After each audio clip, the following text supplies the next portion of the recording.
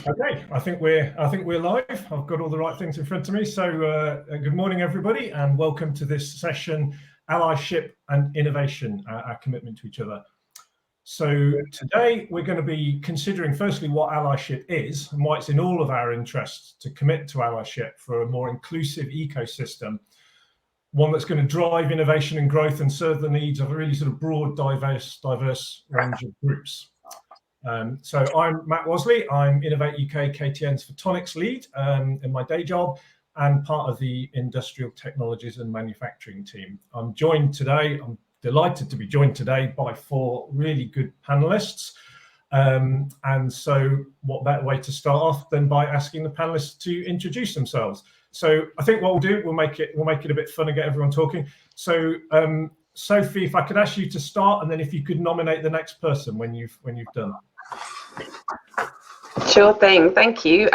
So I'm Sophie. I'm the CEO and co-founder of Disposal. We're on a mission to demystify the world of waste to help people and organisations to better manage and make decisions around their waste, recycling and resources. And so we do that to kind of help us to move towards a more circular economy, and we do that through software and building open data infrastructure. And I am going to go to Simon. Oh, thank you, Sophie. I'm Simon Thorpe. I'm chair of Cambridge Angels. I'm also a member of Angel Academy, which many of you will know is a predominantly female network, a few men in it, like myself. I'm also invested in 50 plus companies over the last 10 years.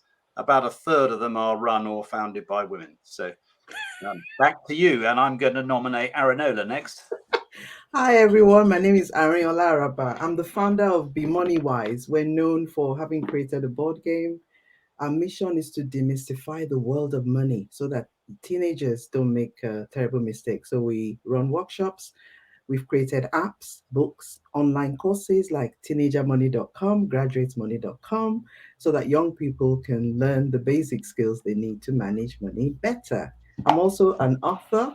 I play the piano. I'm a podcaster as well. And I do a host of other things, and I'm happy to be here. So it's team. It's your turn, team.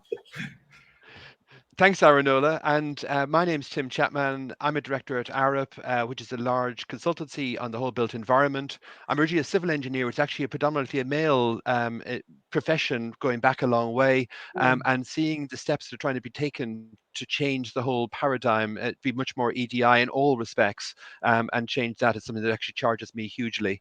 I live in London, where there's some very interesting aspects of diversity, and trying to actually turn the whole built environment into something that's more representative of the people who use the built environment is a fascinating area. So I look forward to the conversation. Okay, great. Thanks very much. So I think a good place to start, and when we were talking earlier in the back room, we had a few thoughts on this. I think was actually, what does allyship mean? Because we have a lot of definitions when we talk about things. We have a lot of words, and sometimes they mean different things to different people. And I suspect the people that we've got in this panel will have sort of different views on what it means or how it might impact them. So I'm going to invite the panel to go in any particular order, but I'll just to get someone to start us off. So Ariola, would you like to? I'll be happy to start. Before we went live, there was a conversation. I said I was going to put on some lipstick. And what did Simon say? Simon, what was your response again? Oh, I said I better reach for my lipstick as well. But all right. Well, maybe that's an example of allyship. He's feeling the pain with me. He's trying to connect with me or relate to whatever it is I'm going through. To be honest with you guys, I have never heard the word allyship before. I don't know whether it's allyship or allyship or allyship. I went to do some Google search and found that it was something to do with people who are empowered, helping those who are not empowered. And I kind of didn't like that. And I'll tell you why, because I think sometimes this issue of empowerment or disempowerment lies here, mindset. I know there are policies and attitudes and beliefs and prejudices, but a lot of it has to do with what's going on here. I don't want to talk too much. Does anybody want to join in the conversation before I say what I want to say next?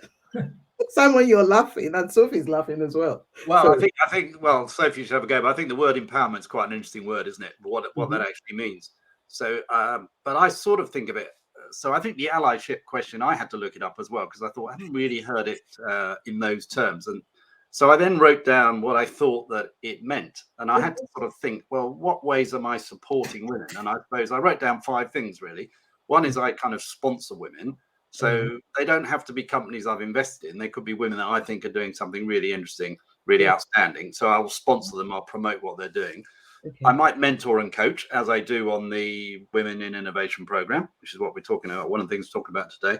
I might get women onto boards. I might invest in women, and I might connect women because I find myself actually connecting one woman with another woman. So those are the kind of 5 things I wrote down that I think: sponsor, mentor, coach, women onto boards, invest, and connect. So that's what I thought of things that I can actually do as a male ally for women. and I'll take you up on every one of them. Right. Anything yet? I'm coming back at you. Sophie, you were laughing. I laugh a lot. Like you laugh a lot too. Yeah, I mean, I think when I was thinking about this, so allyship, something that's been I'm slightly more familiar with because so I'm a Women in Innovation. When I should have said that in my introduction, from last year's cohort, and I also sit on the Chartered Institution of Waste Management EDI working group, and so we've been talking a lot in both of those really about allyship and supporting each other. And I think to me, I have a fundamental belief that the world is a better place if we all help each other and have each other's backs. Like you've got, 7 billion people at your back instead of just me. And so to me, allyship is that it's helping everybody to kind of achieve what they can achieve and changing the system to kind of to favor everybody instead of, I think at the moment where it certainly favors certain types of people much more than others. And I take on board your point, Ariola, about it being kind of something to do with mindset, but I do think there's systemic issues there as well that kind of disadvantage certain people. And so for me, it's about how do we all kind of move through the world in a way that is built on cooperation and collaboration and lifting each other up, because I think then we end up in a situation where everyone's in a better place. It's not a zero-sum game. And so that, for me, that's what it means. And I don't think it's necessarily about advantage and disadvantage, but it's about us all just being better versions of ourselves and trying to help others to do the same. Wow. Because I first came across it in terms of BAME issues and actually how we try and become more diverse and broad things. And then again, I came across it again last year after the horrific events after Sarah Everard's death, and actually, what's the proper male reaction to that apart from just being absolutely appalled? But what can we do to change the dial and actually make sure that we look out for women in ways that are different and change society? And to some extent, I think it's actually trying to reinforce, basically get in there and say, you're also affecting me when this happens. So it's very difficult, I think, for males and gender issues, but actually for white people on BAME issues and other things to actually lean in and make sure that we feel the same pain. But that sounds patronizing, but actually to try and say this must stop. We need to change the whole dial. So like I say, I think the concept of an ally is superbly strong. It's more than just a bystander who agrees philosophically. It's actually someone who gets in and says, if you oppress somebody else, you're oppressing me. So like I say, I've come to this over the last year and a half in some incredibly powerful situations. And actually we see it now in the way we see, I've got Russian friends in England who are being abused, who hate the Russian government more than I ever can, but they're picking up abuse. And it's actually telling them, I know it's not you. So I think it's something deep, very deep, but requires proper action rather. And what Simon said at the beginning, as a male, is actually the right thing. It's concrete things coming from it rather than just warm words. Okay, can I say something here as well, Matt? Is that okay? Yeah. Okay. I did say, so I can share if necessary, but please just go for it. Yeah. I'm just thinking that when I think about the word allyship or allyship or whatever it is, they might be thinking about people that look like me, or people from my background. And I take Sophie's point about the fact that there are structures and policies and things. You see, I've learned a lot about believing in myself. You know, I talked about mindset, believing in myself and shining in the way that I know how, and trying to create solutions to a lot of community problems or community issues. I've had to face so many hard knocks and walls in my progress or in my journey in being a business person. I came from a medical background, so I had known nothing about business. So I come across these walls every now and again. You know, you would either apply for something and you will see people who are approved, they don't look like you. You would fill a form or go to a meeting, either you get ignored and all that. You just, after a while, you develop a thick skin and then you just keep doing what you're doing, you stay in your lane. And I purposely wore my wig to make a point today. I think allyship, it's just being open and honest. Let's be honest with each other. We need each other. We all have different gifts. We have different callings. We have different things we do for purpose. Why don't we just help the next person, irrespective of who they look like or what they're doing or what background they're from or how they speak? So allyship for me is help the next person, just like Sophie said. Help somebody in need if they approach you. Wow, that's yeah. So do you like my hair? Yeah. I've got a question for you. How did you learn to believe in yourself? How did I learn? Oh my goodness. That took a long time because, right, when I was developing this, I had a mentor. The mentor told me, forget about it. Nobody's interested. It's just a waste of time. And here I am trying to create a solution because I want parents and kids to talk about money. And what I did was create a lot of cards based on discussions I was having with children, my children and their friends. And I was told, nobody is interested in it. Nobody will want to buy it. Okay. So guess what? I ran into other people who were asking questions. Arinola, I know you're doing money education. How do you help people talk? And then I said, oh, I've got this. And I had another mentor that said, you better produce that game. Because if it's part of your purpose in life, or if it's part of what you're meant to do, you will regret for all your days that you didn't do it. So with all that push, I decided to do this. And when I did this, other opportunities were opening up. And then when you were talking about how do I get over it, I just realized that when people give testimonials and parents come back and thank me, or I meet a need, or schools are saying the children love playing, they don't even know they're playing, they're learning things about money and maths, it just fires me up, makes me want to do more. And when I hear people talk about the problems, I go back and think about it and say, how can I find a solution? So I'm talking too much, but let me just finish with this.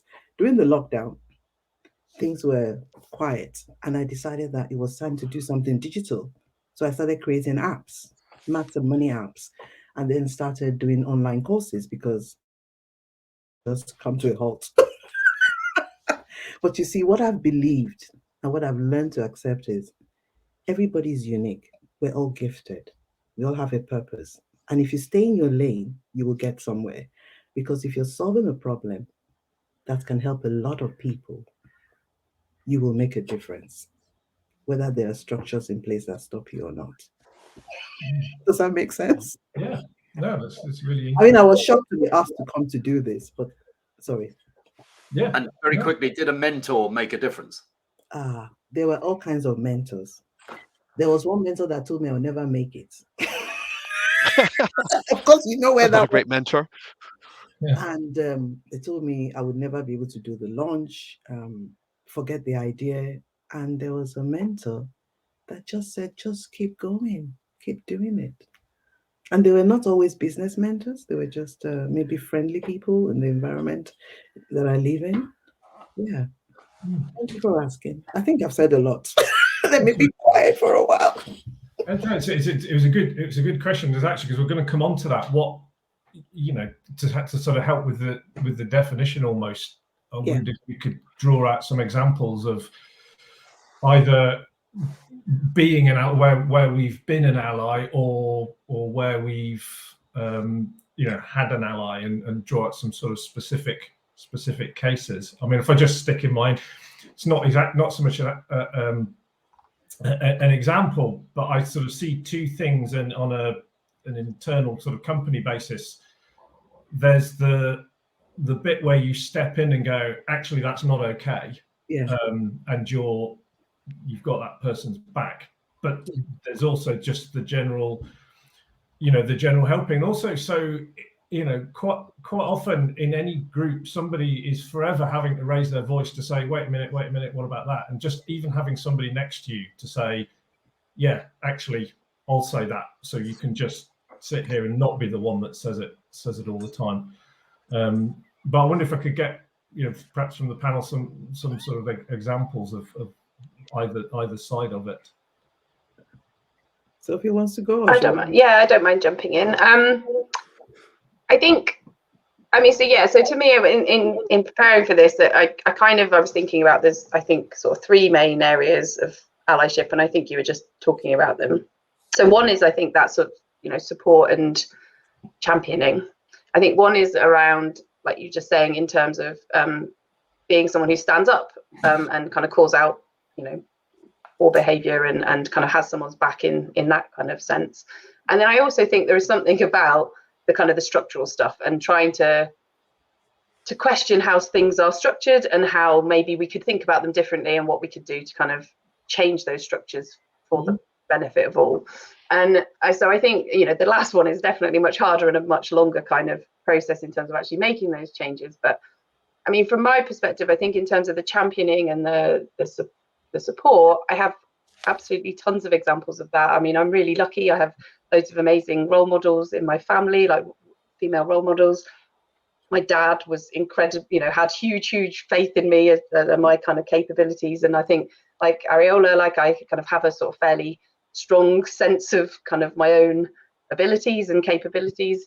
And since we kind of founded the business and started on this journey, I have been totally just blown over by the amount of people who, want us to succeed and who support us and help us, and whether that's making introductions or opening doors or offering advice or just being, kind about what we do and supportive about what we do, wanting to work with us, collaborate with us, all of that kind of stuff. And I see that, on a daily basis, basically. Yeah. I think for me, I'm really fortunate that I've had, hardly any experiences of being discriminated against because I'm a woman. I've managed to work in organizations where that doesn't tend to happen, and where I've had really good male bosses and really strong female bosses, and that's not been my experience. I have seen it for a lot of other people, and I try to kind of call out and be supportive for those people, but I've not experienced that. So I haven't had anybody having to kind of champion me in that way, because the places I've been in have kind of done that already, if that makes sense. And then from a structural perspective, I think one of the things I struggle with, and if we're talking about diversity and inclusion in the broader sense of the world, is I'm a bit odd. Like, as in, I'm not a kind of typical business person. I'm really driven by our purpose, and I'm finding kind of support and structures and things like that actually help us do what we want has been really difficult in some ways, because the system is built for, oh, you're a startup, you want to go and raise loads of money, and that's what, you want to exit, that's your path. And it's like, no, that's not our path, actually. That's not what we want to do at all.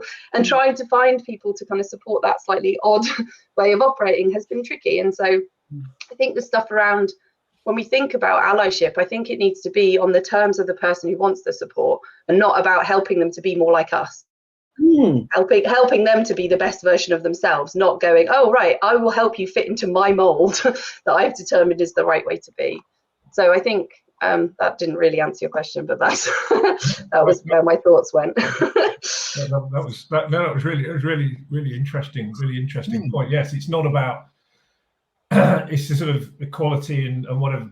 It's not about making everybody the same. It's exactly that. It's not, yes, well, I can help you fit in this world by making you a middle-aged white man.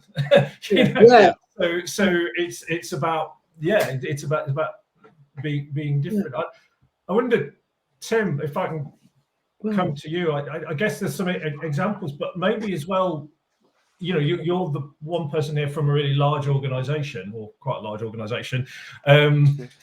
So, I guess Arup has got, or maybe putting in place structures to help this kind of thing. So I don't know if you've got examples or ways that you think for a big company can support this? It's really interesting. I was reflecting what Sophie was saying on the way through. I think, in a way, most good large organizations who are ethical and thoughtful and actually strategic for their future, I think, are trying to do the right thing in the whole EDI space and are trying to make sure that we include people from lots of different backgrounds. Gender is obviously a very obvious one, and I'm come from an engineering background, and we can measure gender reasonably well.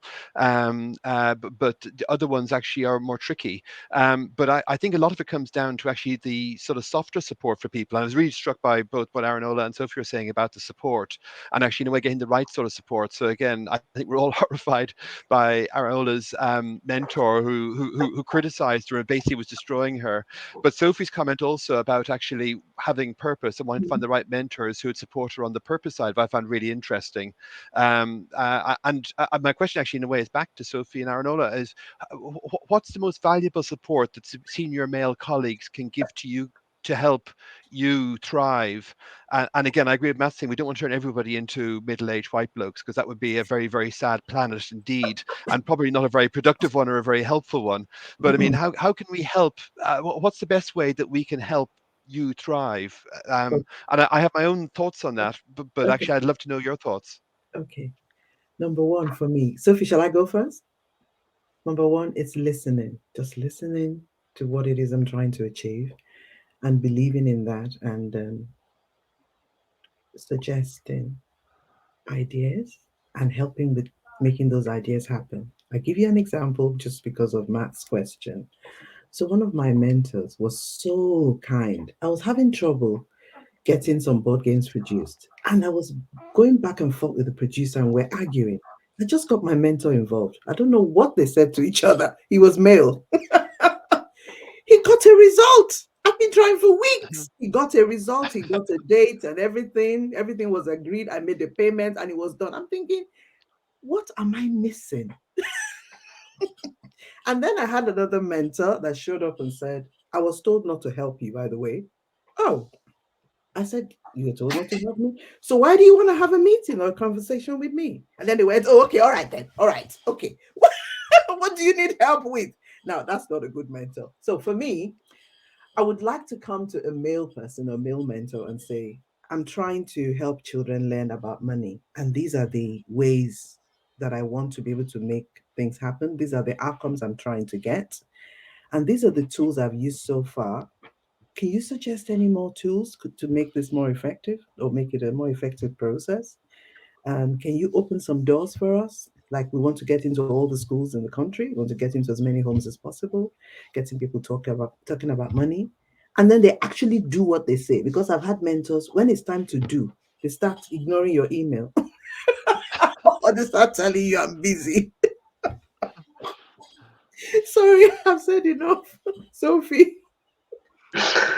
Yeah, I mean, all of what you've just said, and I think, I mean, for me, I think part of it is about is that doing, right? As in, so obviously having kind words and making connections and things like that is really helpful and great. But I think also, actually, you know, are you in a position to like buy the product or service that the person that you're mentoring is doing? You know, are you able to actually support them in terms of doing the thing? And I think, you know, there's a huge amount to be done in terms of giving people space and listening to people and looking at ways to kind of reimagine how things work to make them more inclusive spaces for everybody. And I think that, you know, that's something that really needs to happen. But I think it kind of goes beyond. I think it's just the ways that we do things at the moment don't work for a lot of people, and so really actually questioning them and thinking about how we change those things and what we can put in place to make them more accessible to more people and more inclusive to more people, I think is really kind of it's a big thing. And I think the other thing I'd ask is that people do some self-reflection and, you know, think about their own privilege and their own position and and that goes for me and I think everybody else as well, as in, and sometimes that can be really awkward and uncomfortable because you kind of having to confront things about yourselves that maybe don't make you feel brilliant. But I think actually doing that's really important in being able to move forward in a way that is more accepting and more kind of leaves more space for people to be their own version of themselves and to kind of make space for that. That's a little bit high level, but hopefully that I'd like is to all right, I think. Yeah, thanks. Can I add one more thing? I think the realization that whether we're male or female, we all have a role to play, because women bring a different dimension to the discussion, a different experience, and male, they have a different direction or different way of thinking. Many times, I mean, they're generalistic terms that people say about men. And I've always enjoyed having discussions with men because of their logistical approach to things. Because as a woman, I get emotional. Oh, I don't like this. Why don't you like it? And it's always good to have that alternative perspective on things, even in business. And I want to thank all the male people that have helped me, because I always say things like, women empowerment is not an empowerment without men. We can't do anything without the men, because we need each other. We need to complement each other. We need to just do what we're meant to do, the way we do, and do it well in our own way, and honor and appreciate all the different things that we all bring differently. So thank you to all the men out there helping and asking how they can help. We still have a purpose. Yeah. There's still room. There's still room. Tim's saying there's still room for people like Tim and I. Yes, Yeah. and I'm coming after you both. I've said that. Online.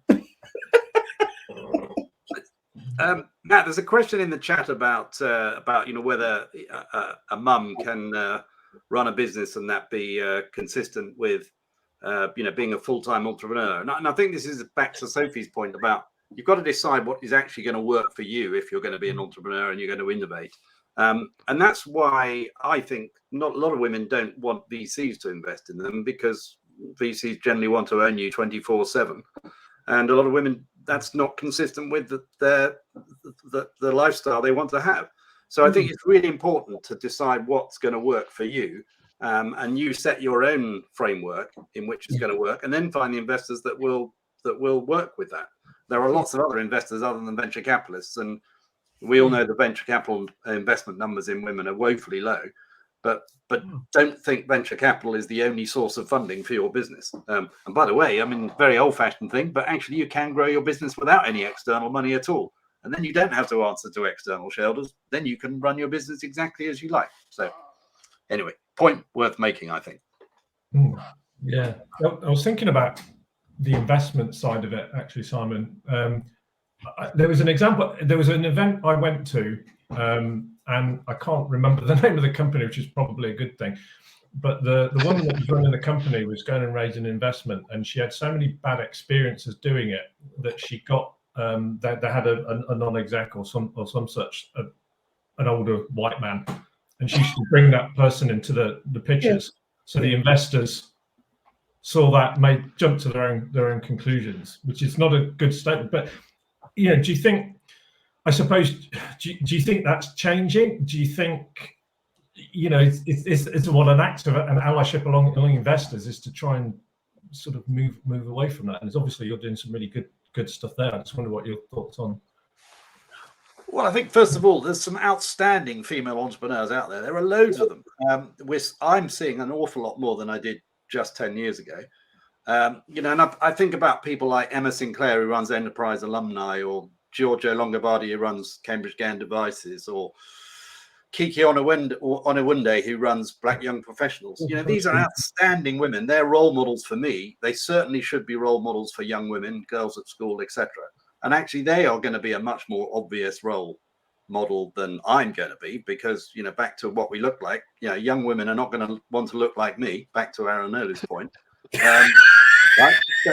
That's the last thing you're going to want to look like. But what they are going to want to look like somebody who's closer to them in age and more like them, which is, if for young females, if they want to become a successful female entrepreneur, they're much more likely to be able to look at an example I've just given you and say, I want to be like her.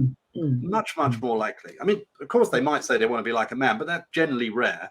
Most of them will want to be. They'll be motivated by looking like somebody like Katherine Johnson, you know, as in the Hidden Figures, or you know, or Ada Lovelace, you know, or something like that. They're not going to want to be looking like Richard Branson or Alan Sugar, are they? So, I think that's an important point to make.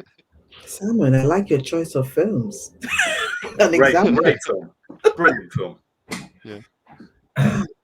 Yeah. So I mean, it comes down. Yes, I guess there's a role models and allies, sort of two parts of the same the same thing. So you need both, right? So you need role models visible, and you need allies helping people being the role model. So I wonder, you know, what impact could we get? What impact would we be going for? Could we actually attach? You know, could we attach a number to it? You know, if we were going to sort of measure the effect of it, or measure the impact on innovation? I get. Well, I suppose firstly, should everybody sign up to be an ally? And I think, yeah, you would hope that everybody would want to help other people. It's interesting, the actual thing about feminism, because I mean, everyone believes in feminism, and everyone should believe in feminism, just about equal rights. But actually, an awful lot of people view that as a touchy subject, and I find that absolutely astonishing. And the same way, if you actually get people to sign up to be an ally, but they don't really mean it, it could actually end up hindering rather than helping. I mean, the critical thing is we find the people who actually believe and want to help and understand the problem. And going back to the comments that Sophie and Aronola gave earlier on about the ability to listen, to empathize, and to support properly. And maybe if it was press ganged, maybe it'd be less effective. Maybe it is fine that people have got the passion and the drive to help and support. But again, I'm not sure if that's the right answer or not. I think, can I just jump in? I think that I don't think there's a right or a wrong answer with that, Tim. I think that it's, you know, but yes, trying to force people to do something to help other people is probably not going to end particularly well. I mean, I think and we find this in the work that we're doing in the waste industry, is that there are definitely people who think that this is a zero-sum game. So they think that promoting women or promoting people of color or promoting disabled people or gay people or whatever it is somehow, if they are a kind of middle-aged white man that's doing pretty, you know, all right for themselves at the moment, is somehow going to mean that they're going to be worse off. And I think that one of the things that I would really love to see is the total dispelling of that myth, right? As in, because I do think it's a myth. I think that this isn't about, I'm going to stand on you to make me higher up and you're going to be worse off. It's about, we can raise each other up together. And I think, you know, really trying to get that message across, that this is better for everybody. It isn't about disadvantaging people who are currently advantaged to improve the situation for disadvantaged people. It's about changing the playing field so it is beneficial for all. And I think, you know, so I don't think it's about press ganging people into doing that, but I think it's about making it really clear that I'm sure everybody has someone that they would want to support and champion and, you know, do well, whether that's a daughter or a friend or a, like, you know, I don't know, whatever, somebody. And I think maybe if we can just make this a bit more personal so that people don't think it's this sort of weird other thing that's going on that's going to leave them disadvantaged, and instead it's about helping the people in everyone's lives to do better, maybe then those people can kind of get behind it and go, yeah, that's something I can understand and that's something I can do, rather than it being something that they see as a threat and see as something that's going to make their lives worse. So I think maybe that's the kind of where the focus should be, is helping people to realize this isn't zero sum. This is better for everybody. This is definitely win-win. And in terms of numbers, I've got no idea, Matt, but I think the fact is the more people you've got in a room trying to solve problems and bringing their ideas and, you know, backgrounds and experiences together. And we have some big societal problems, right, to solve, like climate change and, I mean, you know, how many things you want to name. The more we've got in the room looking at that, the more likely we are to solve those problems. And trying to do it, you know, based on the kind of business as usual status quo is just not going to get us anywhere. So it has to be about bringing everyone in the room. And I think that, to me, that's what's important about this. And Sophie, I like what you were saying.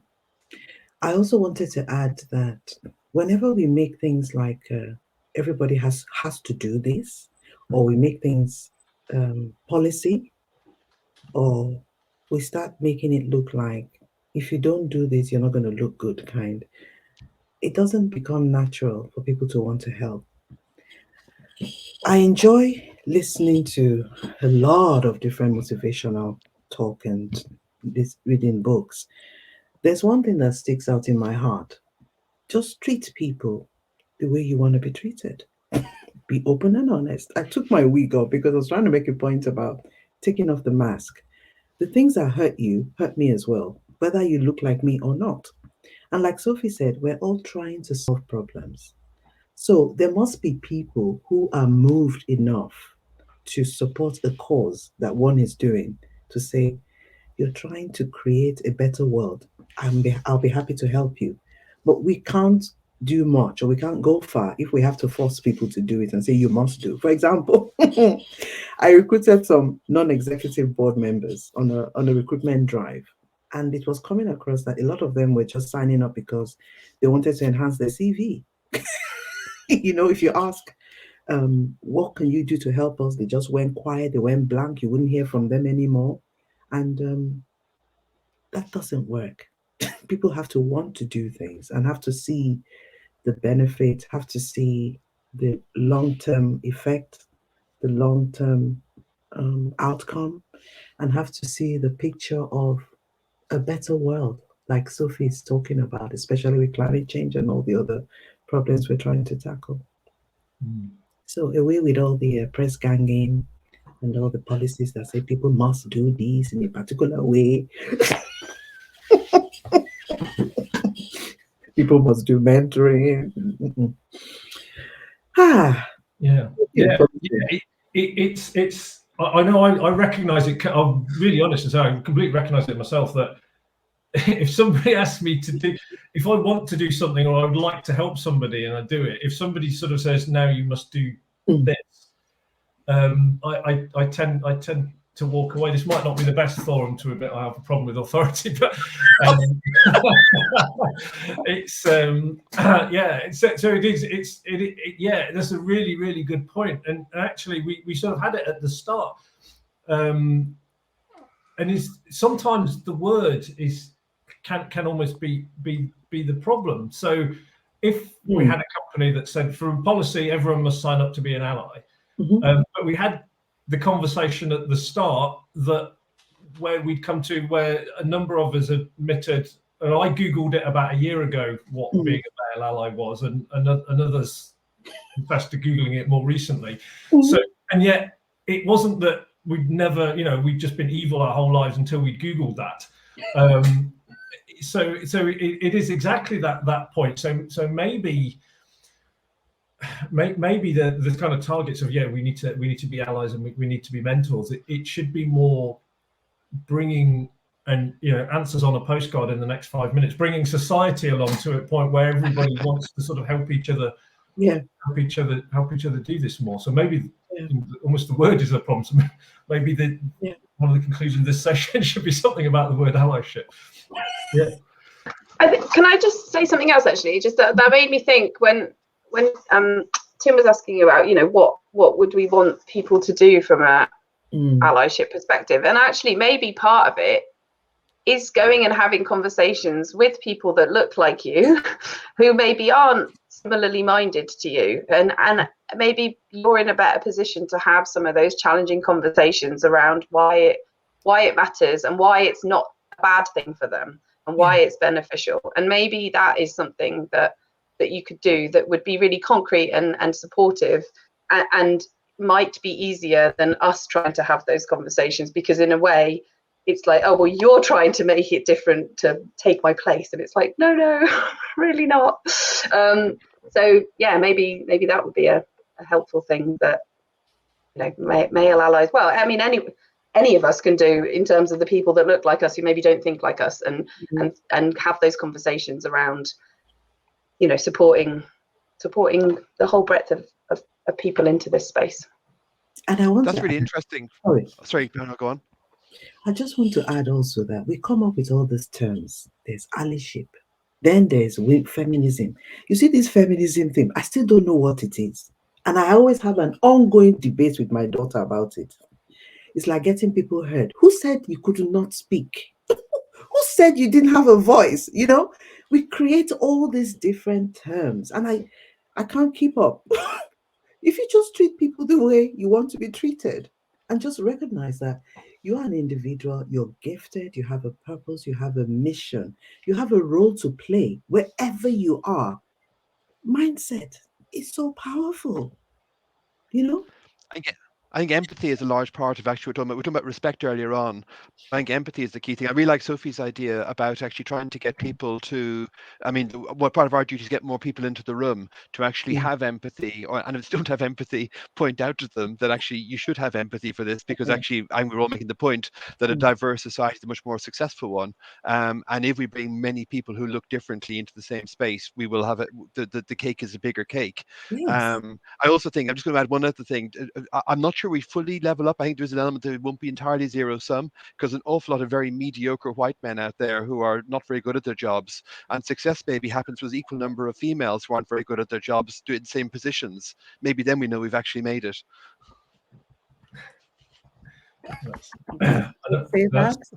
That's a metric. How about we measure by results? We measure by stories of turnaround in people's lives. Yeah. And storytelling is a really, really important thing. It goes back to a lot of times when trying to get government initiatives funded, there's always a case going back to Treasury, but storytelling is a really important part of that, and more examples, and actually for both sides, role models and allies, what we achieved by this. So we've got 2 minutes for our time, and I'm absolutely delighted by how many people are actually in this session. So we've got a real opportunity to make some change here. So maybe as a final word, if I go for the panel could give us their thoughts on what all the nearly 200 people in this session should go and do next to support allyship. And set their homework. We'll go in no particular order. Tim, what would your rallying call be? I think it's a really interesting conversation, and actually I like the final point from Simon about championing is really important. And I think actually just ask for help. I mean, I'm speaking as a male senior person who wants to help people, and I think find someone who you like, find someone who you have an empathy with, who we have a connection with, and ask them to help and support you. Would be my challenge to the 170 people on the call. Okay, thanks. Any order, Sophie? Yeah, I think so. My thing would be that, be the helpful person too, right? I think there's always people that we can support and help. And I mean, I'm the CEO of a tiny company, but people come and ask me for introductions or support or advice, and I always try and make time to do that. And I think, wherever you are in your journey, I think it's about paying it forward, and if people offer you help and support, accepting it. And I think where it's helpful to you. And I think Tim's point about finding people that you kind of resonate with and connect with, and really kind of developing those relationships and asking them to support you is really key. And also I'd say that sometimes you think people aren't going to do that, and sometimes it's really surprising that when you ask them, they really do step up and they'll do that. So as in, also just be brave and ask people, and if they don't help you, then tell them to sod off. Find someone else. I think I'm going to let Ariella have the last word, so I'm going to ask Simon next. I think being observant about people around us and seeking the one person that you can help and connect with. Yeah. One person. There's always one person. Either they're shy, they're not talking, they're not involved in things, they're not conversing, they're not interactive. There might be something else going on. You never know. Yeah. Seeking one person. Not quite the final word. Simon. Well, just to support that, find people that want to help you. There are plenty of people that do. Ignore the people that don't want to help you. And secondly, do try and talk to people who have a different view from yours, because different views are healthy. I'm trying to understand why somebody has a different view, and understanding the basis on which they have that different view. We don't do enough. And that's what you want on boards. On my boards, I want people who are going to disagree with a consensus. And the best boards I've had have been really diverse. They need to be like their customers. If your board's not like your customers, you're probably not going to succeed in business. Okay. Well, so it just leaves to me to thank my treat. I said they were going to be excellent, and they were. So thank you very much to the panel, and thanks everyone for joining. And we'll close this session there and let everyone off to the break in the next session. So thank you all. Thank you, Mark. Thank you, team. Thank you, Sophie. Bye, everyone. Simon, what about the lipstick? Thank you. So we compare notes. I need more than lipstick, Aranola. Let's do allyship. We'll compare notes about lipstick and colors.